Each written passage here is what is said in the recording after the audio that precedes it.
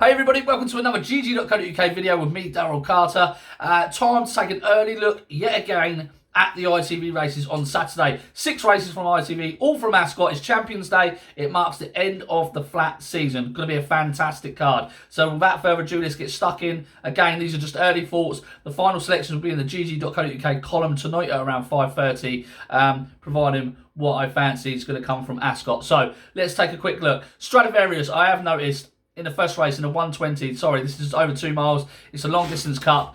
Stradivarius heads the market. He's had a drift. He was odds on. He's now 11 to 10, and he's starting to look an attractive price given this field. Search for a Song is in at second favourite. I'm not entirely sure Search for a Song is going to want soft ground. It is soft ground at Ascot, and it's probably going to stay that way throughout the day. And that would be a concern for Search for the Song. Won't be a concern for Stradivarius, who has been beaten the last twice, including in the Arc last time when he wasn't given the best of rides, I don't think, by Olivier Pellier. He was winning for speed rather than for stamina, which didn't really make any sense to me. Back up in trip, back up to 2 miles. He is the king of the staying division. He was beaten in this race last year by Kew Gardens by a nose. But since running over 2 miles since then, he won by 10 lengths, beating Naif Road over 2 miles 4, and then he won at Goodwood again, beating Naif Road. So, look, he's there to be shot down. I suppose if there's going to be a time to take him on, it's probably now after back-to-back defeats. But he's back up in trip. This trip is his forte, if you like. And I can't really find anything to take him on at the moment. Fujara Prince is interesting, but soft ground is a slight concern. And the rest are really...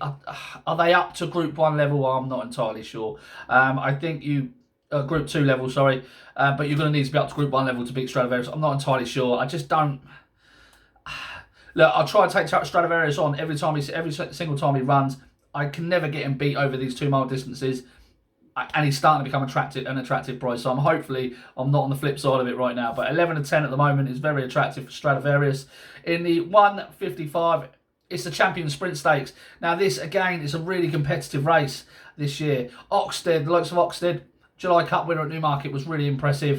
He's going to have a fantastic chance. I think the 2 at the top of the market, though, are very, very strong. Dream of Dreams comes in here off the back of 2 career best victories, 1 over 7 and 1 over 6 on soft ground. He bombed out in this race last year, but beaten by Don Juan Triumphant. He finished 16th or 17th on heavy ground. But since then, he's just gone from strength to strength. Like I say, 2 career best runs, and he still looks like he's absolutely thriving. Really like the race with just 3 runs this season. Finished second, first. One Master.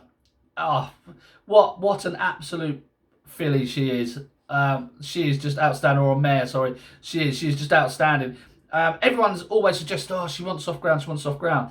Now, I do think she's at absolute best on soft ground, but if you go through her profile, she hasn't had that many runs on soft ground. She won at Yarmouth back in 2017 on just her second start.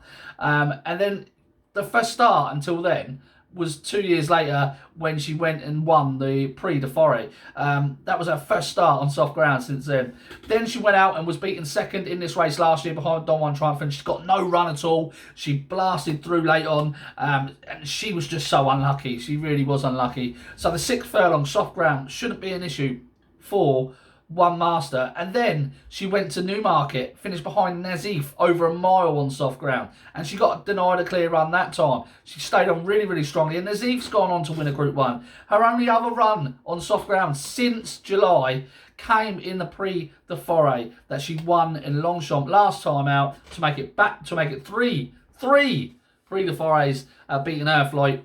And I thought she was comfortably on top there. So she's still completely unexposed on soft ground. She's obviously unexposed at 6 furlongs. Stiff 6 at Ascot on soft ground shouldn't be an issue for her. Pierre comes over for the ride, Pierre-Charles Boudoir. And I think she's a real solid candidate at 5 to 1. Now, you do want a little bit of luck built in your price when you're backing One Master, because she is ridden for those gaps and she is ridden for luck. So that is the only worry you have when watching her. But she's fantastic. She's an outstanding horse. Starman's a horse I really, really like. I'm worried about the ground for him. Ed Walker's already expressed concerns about the ground for Starman. I think he's going to be a much better horse next year. But he's a very, very talented horse. He looks a real sprinter on the up. He really does. And I like him a lot. If he goes and wins this, despite the ground, then he's very, very good. 10 to 1 he's available. I think he might get pulled out, or they might just roll the dice. I'm not sure. I'm not going to have a bet in this race. It's just too competitive, but I cannot wait to watch it. The 230 is the Fillies and Mares, Champions Fillies and Mares, over 1 mile 4 furlongs. Now, there's a horse in here that's caught my eye, Mid-Year. Now, I was a big fan of this horse last year. I actually had a max bet on her at Goodwood for... I can't remember what the race was now. I had a max bet on her for Goodwood anyway in the Group 1 when she was beaten by Deirdre. She was beaten 1 3/4 lengths. I was absolutely gutted. That was it, the Nassau Stakes. I was absolutely gutted that day. Oh, I was so annoyed at Frankie Dettori for trying to make all the running that day. He blitzed out of the gates. They went far too hard. She had just previously won over 1 mile 4. He didn't need to go and run her into the ground in the first 3 furlongs, which she did. She wilted inside the closing stage after going. The fractions tell you the story. She went far too hard, and Deirdre, who is a very good horse, picked her up late. Deirdre has obviously been holding their form very well in the likes in all the Group 1 races, but that was over 1 mile 2. She then went to Longchamp in a Group 1, just bombed out 10 or 12. Again, made the running under Frankie Dettori, which annoyed me. And then she went to... she was on this card last year. She ran the Champion Stakes last year on this card. And she finished beaten 4 lengths by Magical. Now, that was a really good run from her. She was held up. She was going well. She didn't really have a clear run. And then she was just outpaced inside the final 2 furlongs. But Frankie Dettori, Rob Havlin, gave her a fantastic ride and just outpaced. Her last run, her last time, the only run she's had this season was again here at Ascot in the Prince of Wales Stakes Group 1, beaten by Lord North. Frankie Dettori held her up, gave her a lovely ride, was a little bit wide round the turn, and then was just again outpaced inside the final 2 furlongs. But Frankie Dettori from the furlong pole just nudged her out with hands and heels. She was keeping on lovely just under her hands and heels ride. I think she wants to go back up to a mile 4. She hasn't been ridden over a mile 4 since she won, beating Adisa in a Group 2 Fillies race over in St Cloud. I really do think that this is her trip. Soft ground is fine for her, and I think this has been the target for her. I do. She goes well at this sort of time of year in October. She beat Fanny Logan 2 years ago in October at Yarmouth. There's lots to like about her. She's double figure price. She's 12 to 1. I think she's got a fantastic each way chance. I don't think there's a lot between these rivals. Even so is the other one. I think she'll be shorter. 13 to 2 she is. But Colin King comes over to take the ride. He's riding a few for Aidan O'Brien later on the day, but this is probably the one he's come over to ride. And she's got a fantastic chance on the bare form of things, especially that performance beating Sian Pepper 2 starts back. She was over in France last time at Longchamp in the Group 1, finished behind the likes of Wonderful Tonight, Dame Malio and Laburnum. But she was far too keen that day. She did too much too soon, but she's still stuck in there with the fillies. I don't think there's a lot between these. So, mid-year, 12 to 1 is probably going to be what I'm going for. I might have a little saving bet on even so, but that's where I'm at with that race at the moment. The 3:05 is the next race. That is us 4 races in on Champions Day, and hopefully we've made a bit of money. QE2 Stakes is going to be very difficult to try and take on Palace Pier. I cannot see any sort of angle into this other than perhaps Circus Maximus each way at 9 to 1 best price.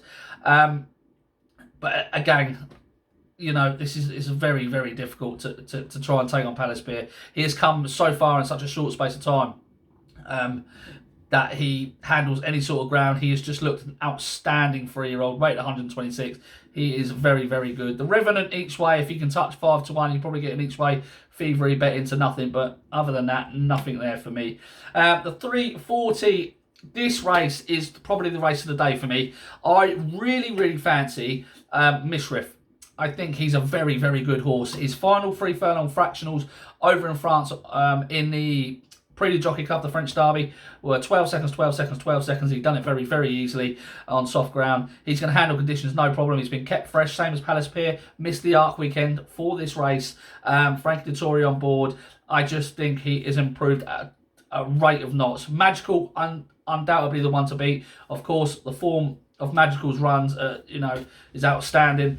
I just feel that Mishriff may be able to improve past Magical, and I think Magical is going to be on the front end and there to be shot at for Mishriff. So I do think Mishriff is definitely the one to be on. 7 to 2, you can get Mishriff at. Unbelievable. Skeletti's the other one of interest in here for me. This horse has been improving all year in France. Just a remarkable story, really. Up to a mark of 116 now. Real hold-up horse, and just comes late from the back. Got some really nice form, Skeletti, including beating the Arc winner over 10 furlongs at Deauville 2 starts back. So, lovely horse. I'm not a massive fan of the rest. Adieb, Very interesting. Second in this race last year. Magical only beat Adiyeb by 3/4 of a length in this race last year on soft ground. He's going to have conditions. He is obviously a great horse. Whether or not he is improving still is up for debate. I think he sets a fair standard along with Magical, and I don't think Magical's improving either, but I think Misriff can, if given a prominent ride, can blitz his rivals inside the final few furlongs. Right, the last race of the day is the 4:15. It's a Balmoral handicap, and there's two of massive interest in here to me. Orban is one of them. Really like this horse. Been tracking him for the last 3 or 4 runs.